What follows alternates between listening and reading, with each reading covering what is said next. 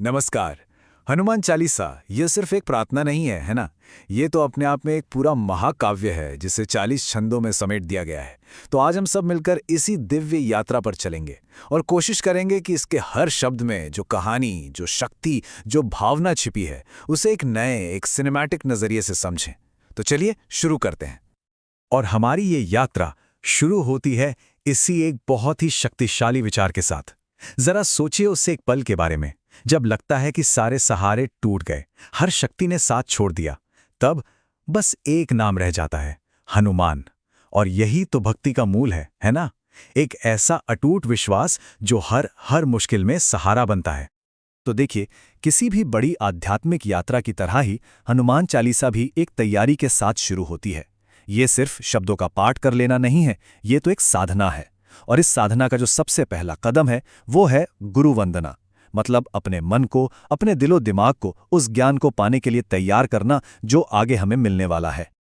प्रार्थना की शुरुआत होती है एक बहुत ही खूबसूरत प्रतीक से, गुरु के चरणों की धूल से अपने मन के दर्पण को साफ करना।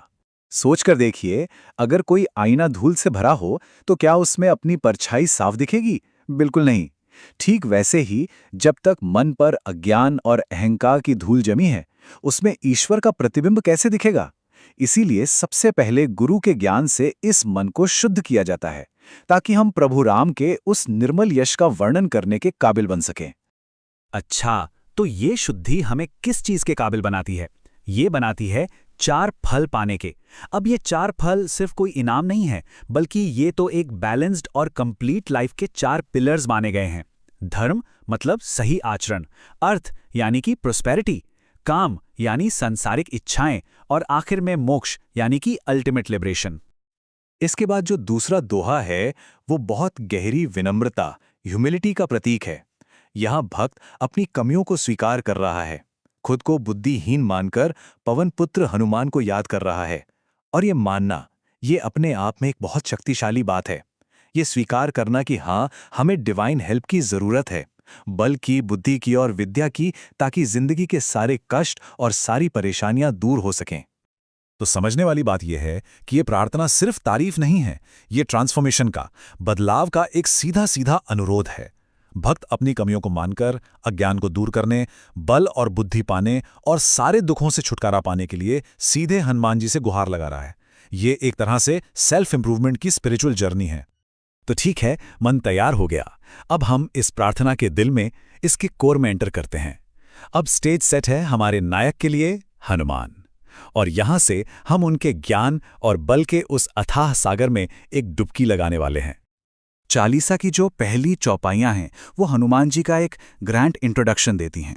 और एक बात पे ध्यान दीजिए, सबसे पहले उनके ज्ञान और गुणों की बात हो रही है, उनकी फिजिकल स्ट्रेंथ की नहीं। उन्हें ज्ञान गुण सागर कहा गया है, ज्ञान का सागर जो तीनों लोगों को रोशन करते हैं। और इसके बाद उनकी पहचान आती है, श्री राम के दूत, ऐसी शक्ति के धाम जिसकी कोई तुलना नहीं, और मां अंजनी और पवन देव के पुत्र।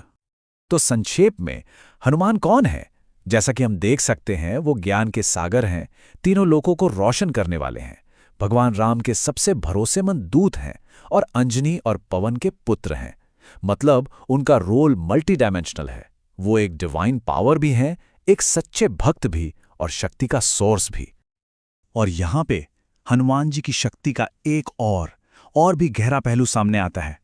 ये शक्ति सिर्फ बाहर के दुश्मनों को हराने वाली नहीं है, बल्कि हमारे मन के अंदर जो दुश्मन बैठे हैं उन्हें भी हराने वाली है। वो कुमति यानी कि नेगेटिव और डिस्ट्रक्टिव सोच का नाश करते हैं, और सुमति यानी अच्छी पॉजिटिव सोच के साथी बनते हैं। तो इसका हमारी जिंदगी के लिए मतलब क्या हुआ? ये कंपैरिजन एक बहुत जरूरी कॉन्सेप्ट दिखाता है कि हनुमान जी की भक्ति हमारे विचारों को, हमारी सोच को प्योरीफाई करती है, शुद्ध करती है।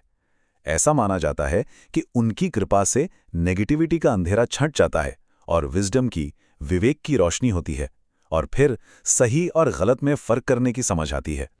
तो सवाल ये उठता है कि हनुमान जी अपने इस ज्ञान और विवेक की शक्ति का इस्तेमाल कहाँ करते हैं?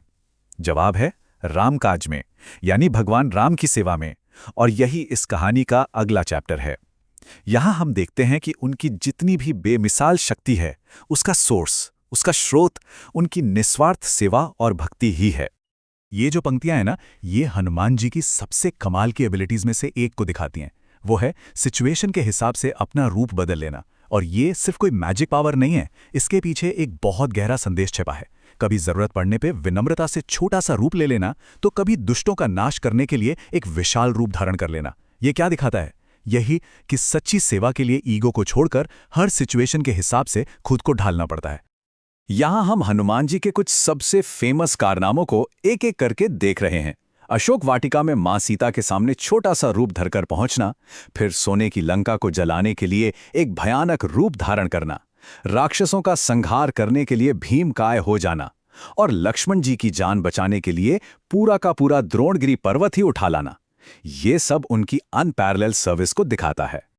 अच्छा, हनुमान जी के इन महान कामों के बारे में सुनकर, उनकी स्तुति करके अब मन में एक सवाल तो उठता है कि भाई इस महिमा गान का, इस प्रेज का भक्त के लिए क्या फल है? और बस यहीं से कहानी का फोकस हनुमान जी से हटकर हम पर आता है कि हमें इससे क्या स्पिरिचुअल बेनिफिट मिलने वाला है। तो अब हम आते हैं इसके आखिरी हिस्से में, जो ये बताता है कि कैसे एक भक्त की भक्ति खुद उसके लिए एक ट्रांसफॉर्मिंग पावर बन जाती है। और यहां हनुमान जी को संकट मोचन के रूप में देखा गया है, यानी संकटों से, मुश्किलों से छुड़ाने वाले। और अब आता है इस पूरी प्रार्थना का सबसे बड़ा, सबसे गहरा वादा। और ये सिर्फ इस जिंदगी की मुश्किलों से आज़ादी की बात नहीं है, नहीं, ये उससे भी कहीं आगे की बात है। ये जन्म मरण के जो कभी न खत्म होने वाले चक्र हैं और उनके दुख हैं, उनसे भी पूरी तरह मुक्त हो जाने का एक अल्टीमेट अश्योरेंस है। तो आखिर में भक्ति का फल क्या मिलता है? जैसा कि यहां दिख रहा है, ये एक कंप्लीट स्पिरिचुअल प्रोटेक्शन का वादा है। सारी दुनियावी मुश्किलें कट जाती हैं, मन का सारा दर्द, सारी पीड़ा मिट जाती है, जन्मों के बंधन से आज़ादी मिलती है, और तो और हनुमान जी खुद एक डिवाइन गुरु बनकर रास्ता दिखाते हैं। ये भक्ति का सबसे क्लियर और पावरफुल रिजल्ट है। और फिर आखिर में आता है ये समापन दोहा। ये दिल से की गई एक प्रार्थना है, एक निवेदन है कि संकटों को हरने वाले मंगल की मूरत पवन पुत्र हनुमान, आप भगवान राम, लक्ष्मण और मां सीता के साथ भक्त के दिल में बस जाएं। इस आखिरी प्रार्थना का जो सिंपल और ब्यूटीफुल मैसेज है, वो यही है। ये सिर्फ कुछ मांगना नहीं है, बल्कि ये तो एक कंप्लीट सरेंडर का भाव है, जो भक्त के मन को शांति से, एक कंप्लीटनेस की फीलिंग से और एक गहरे कनेक्शन की भावना से भर देता है। और बस इसी के साथ हमारी ये दिव्य और सिनेमैटिक यात्रा इन शक्तिशाली जयकारों पर आकर समाप्त होती है। पर सच कहूं तो ये अंत नहीं है, ये तो एक शुरुआत है, भक्ति और विश्वास की एक ऐसी शाश्वत गूंज की जिसे हर भक्त अपने दिल में लेकर चलता है। जय श्री राम, जय बजरंगबली।